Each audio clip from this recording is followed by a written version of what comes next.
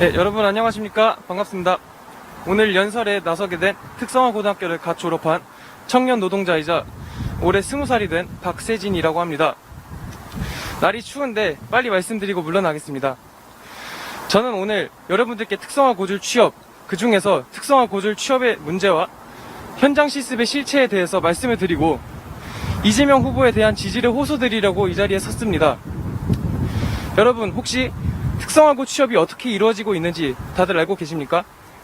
학교 교사의 친구, 친지, 가족 등이 운영하는 회사에 취업을 시키고 사전 조사도 꼼꼼히 하지 않은 채 그냥 취업을 시키는 경우가 대다수입니다. 그래서 업무 환경이 좋지 못한 경우가 많고 실습 중 사고가 잦은 이유가 이러한 컨택 방식 때문에 그런 것입니다. 아직까지 이런 식의 취업 컨택이 일어나고 있다니 믿기지도 않으실 겁니다. 지난번 여수에서 현장 실습을 하던 고3 학생이 사망하는 사고 다들 아실 겁니다. 이 사고가 일어난 이유는 사장이 학생이 해야 할 업무와 다른 업무를 시켜서 이러한 일이 발생한 것입니다. 이러한 사고의 원인이 무엇이겠습니까?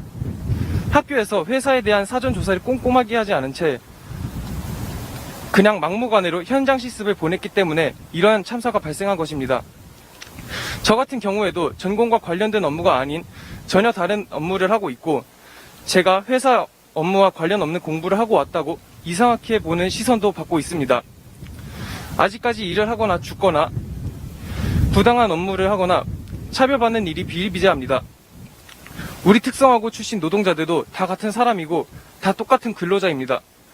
우리 모두가 존중받아야 마땅합니다.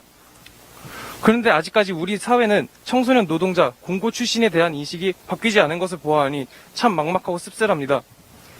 우리도 대우받고 노동자로서 권리를 누리면서 일을 하고 싶습니다. 왜 우리 특성화고 출신 노동자들은 힘들게 일을 하고 끝없는 희생을 감수해야 하는 것입니까? 우리도 같은 사람이고 우리도 같은 근로자입니다. 절대 다르지 않습니다. 저는 상식적으로 보았을 때 이건 이럴 수 없다고 생각합니다. 이제 우리 청년, 청소년 노동자들이 당당하게 일을 하고 부당한 업무를 하지 않아도 되는 그런 시대가 왔습니다. 이재명 후보는 노동에 대해서 잘 압니다. 후보께서도 어린 나이에 노동을 접했고 많은 고통 속에서 사셨기에 우리 청년, 청소년 노동자들, 특히 특성화고졸 노동자들의 마음을 잘 알고 대변하실 수 있다고 저는 생각하고 믿습니다.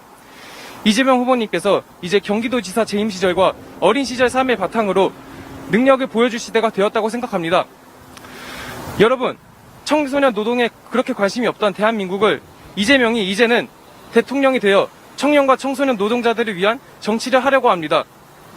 청소년과 청년 노동자들이 더 이상 업무 중 사고로 희생당하지 않고 노동자가 당당하게 자신의 의견을 펼칠 수 있는 세상을 만들려고 합니다.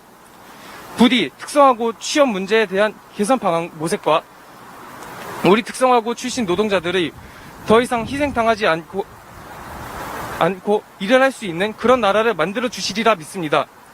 앞으로 제대로 나를 위해 3월 9일 투표장에 꼭 가셔서 기호 1번 위기에 강한 유능한 경제 대통령 이재명을 꼭 선택해 주시기 바랍니다. 고맙습니다.